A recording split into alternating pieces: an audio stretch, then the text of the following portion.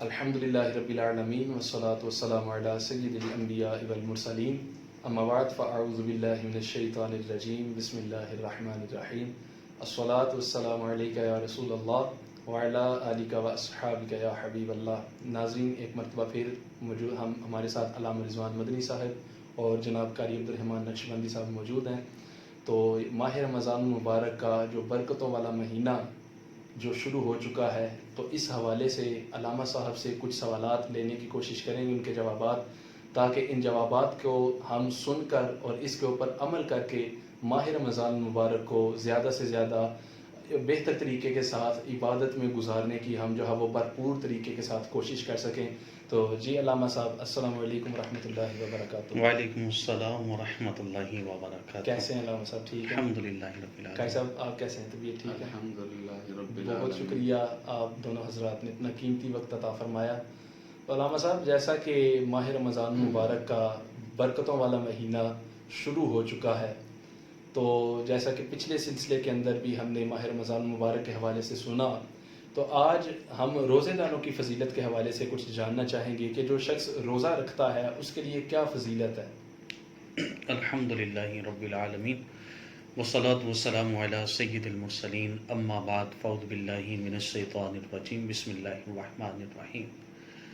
قرآن مجید فرقان حمید میں رب کائنات نے ارشاد فرمایا فمن شاہد منکم الشہر فلیصم، کہ جو رمضان کے مہینے کو پالے اسے چاہیے کہ وہ اس کے اندر روزے رکھے۔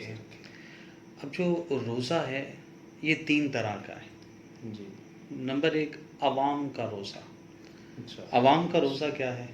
کہ کھانے پینے اور جماع سے رکنا، یہ عوام کا روزہ ہے۔ جی، دوسرا ہے خواص کا روزہ۔ اچھا، خواص کا روزہ یہ ہے کہ کھانے پینے، جماع اور اپنے تمام اعضاء کو روکے رکھنا، اچھا، گناہوں سے تمام اعضاء کو روکے رکھنا، جی، یہ خواص کا روزہ ہے۔ جی، جی، اور نمبر تین، اخص الخواص، یہ وہ ہے کہ جس میں صرف اور صرف اللہ تعالیٰ کی طرف نظر لگی، اللہ، دنیا سے بے رغبتی ہو جائے۔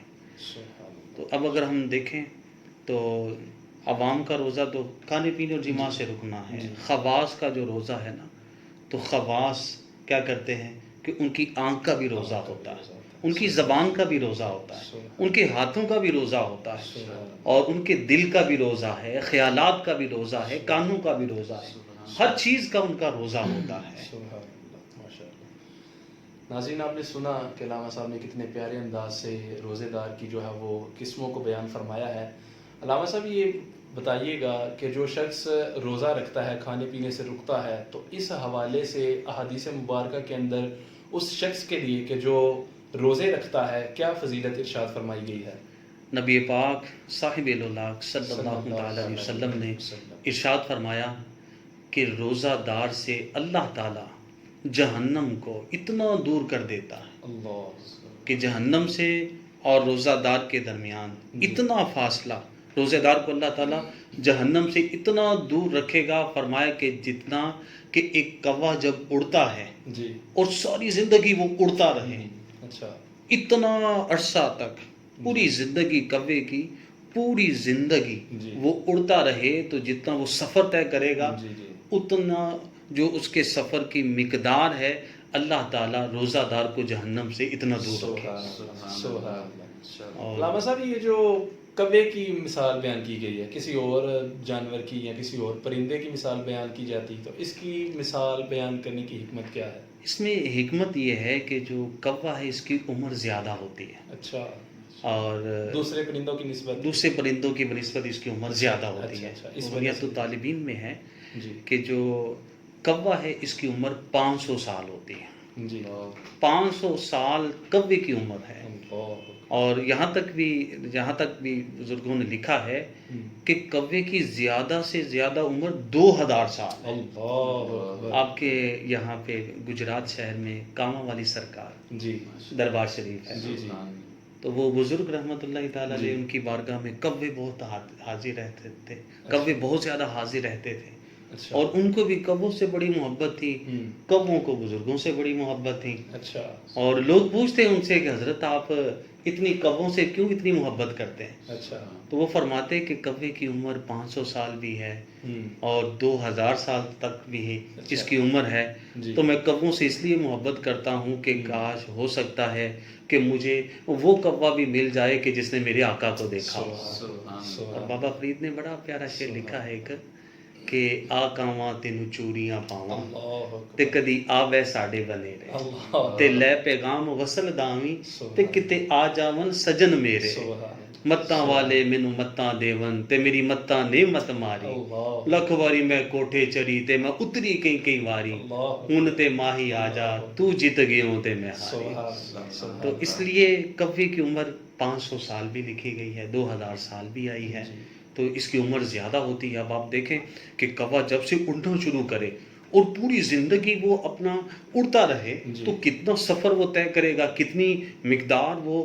اپنے جی سفر کو کرے گا۔ جی اللہ تعالیٰ روزہ دار کو جہنم سے اتنا دور رکھے۔ سبحان اللہ ماشاء اللہ کتنی ہی فضیلت ہے روزے دار کی۔ تو آپ جو اس پیغام کو سن رہے ہیں سب یہ نیت کریں کہ جو پہلے کسی سستی کی وجہ سے روزہ چھوڑ رہے ہیں، آج علامہ صاحب کی گفتگو کو سن کر وہ سب پکی نیت کریں کہ انشاءاللہ آج کے بعد ہم روزہ جو ہے وہ نہیں چھوڑیں گے۔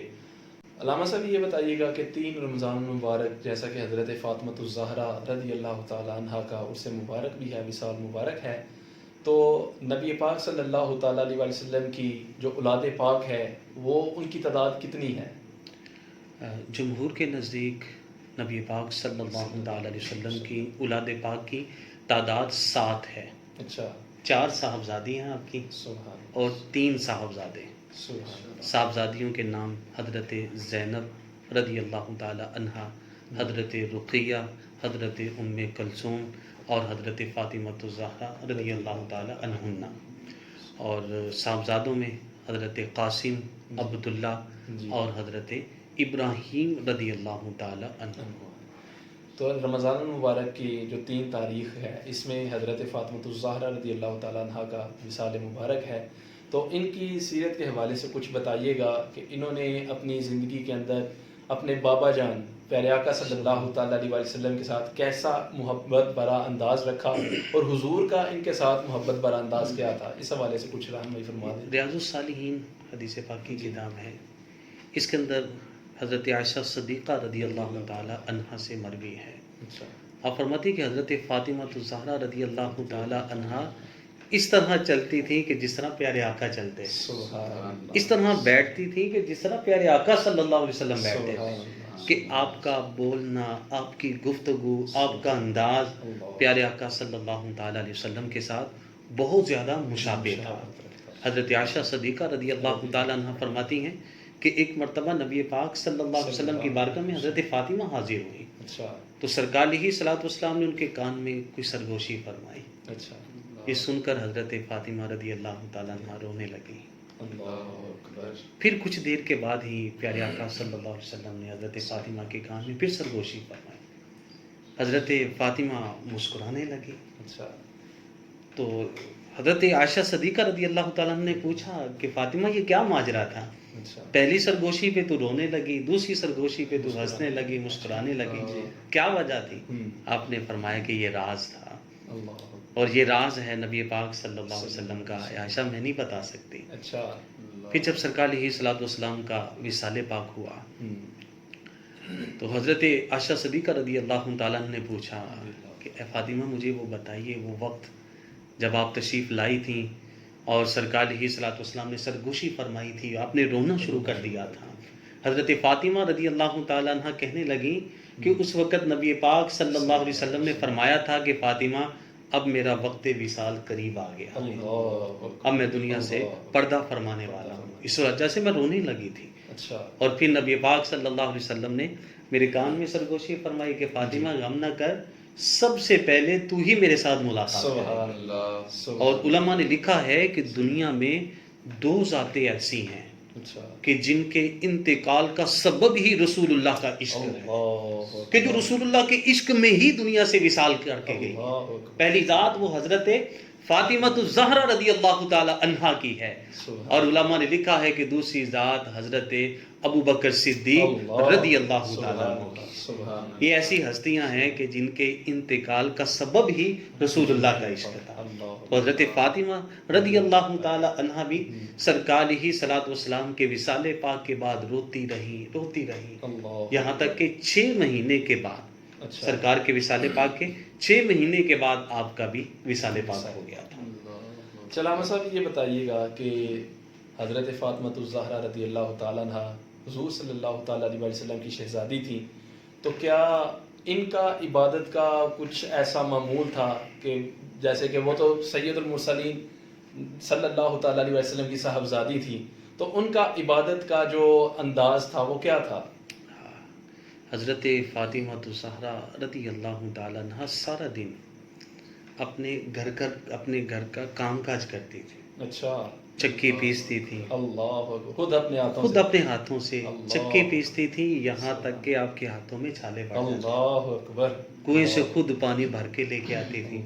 حضرت امام حسن و حسین رضی اللہ تعالی عنہما، جی، ان میں 11 مہینے کا فرق ہے، اچھا، دونوں چھوٹے شہزادے تھے۔ جی، ان کی تربیت بھی کرتی تھی۔ ہوں، اور آج ہم اگر اپنے معاشرے میں دیکھیں نا تو لوگوں کے گھروں میں لڑائیاں جھگڑے یہی ہیں۔ جی، لڑکی کے گھر والے آتے ہیں، جی، ماں باپ آتے ہیں تو آ کے کیا شکوہ کرتے ہیں، جی آپ ہماری بیٹی سے بڑے کام کرواتے ہیں، کام بڑا کرواتے ہیں، بہت کام کرواتے ہیں۔ انہی معاملات کی وجہ سے آپ نے بھی دیکھا ہے کہ معاشرے میں جی، طلاقیں ہو جاتی، جی، جی، طلاقوں تک نوبت آ جاتی ہے، جی بے شک، بہت زیادہ کام کرواتے آتا ہے۔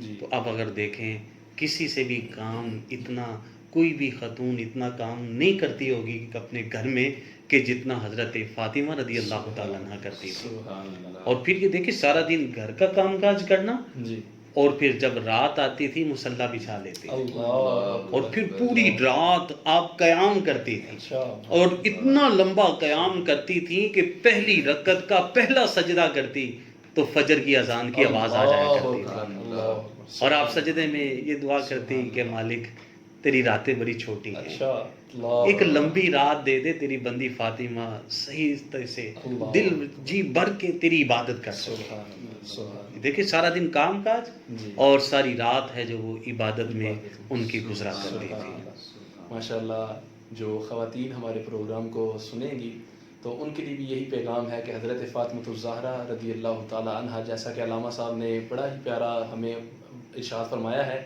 کہ حضرت فاطمہ رضی اللہ تعالیٰ عنہ گھر کے کام بھی خود کیا کرتی تھی اور رات کو عبادت بھی کیا کرتی تھی، تو لہٰذا ہمیں بھی یہ چاہیے کہ ہمارے گھروں کے اندر جو خواتین ہیں ان کو یہ چاہیے کہ وہ اپنے گھر کے کام کاج کے ساتھ ساتھ اپنی عبادت کے اوپر بھی توجہ دیں۔ اللہ تبارک و تعالیٰ کی بارگاہ میں دعا ہے کہ ہم سب کو سیدہ فاطمہ الزہرا رضی اللہ تعالیٰ عنہا کے وصال مبارک کا صدقہ اللہ پاک ہمیں ان کی سیرت طیبہ کے اوپر عمل کرنے کی توفیق عطا فرمائے۔ آخر کے اندر ہمارے ساتھ قاری عبدالرحمن نقشبندی صاحب موجود ہیں، تو ان سے مختصر وقت کے اندر جو ہے وہ تلاوت کلام الہی سننے کی کوشش کرتے ہیں۔ جی قاری صاحب۔ أعوذ بالله من الشيطان الرجيم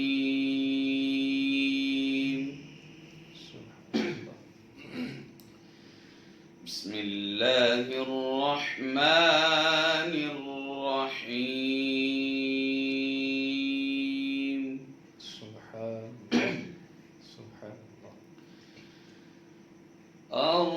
الرحمن علم القرآن خلق الإنسان علمه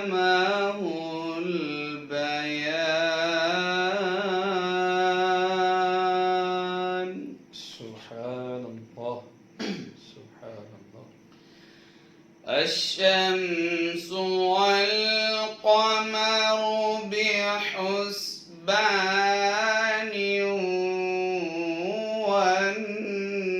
والنجم والشجر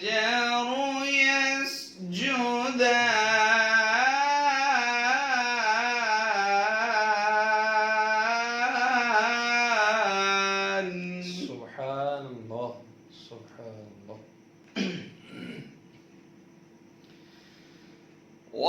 والسماء رفعها ووضع الميزان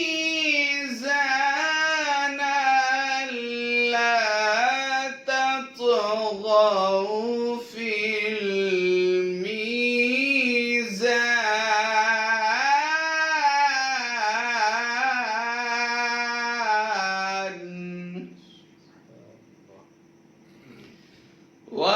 وأقيموا الوزن بالقسط ولا تخسروا الميزان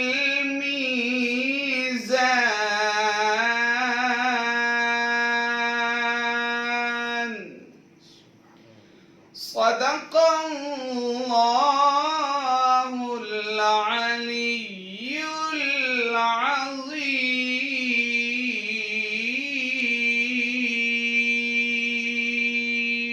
سبحان اللہ، ماشاء اللہ، بڑے ہی خوبصورت انداز میں قاری عبد الرحمن نقشبندی صاحب تلاوت فرما رہے تھے. تو ناظرین، اسی کے ساتھ ہم اجازت چاہیں گے.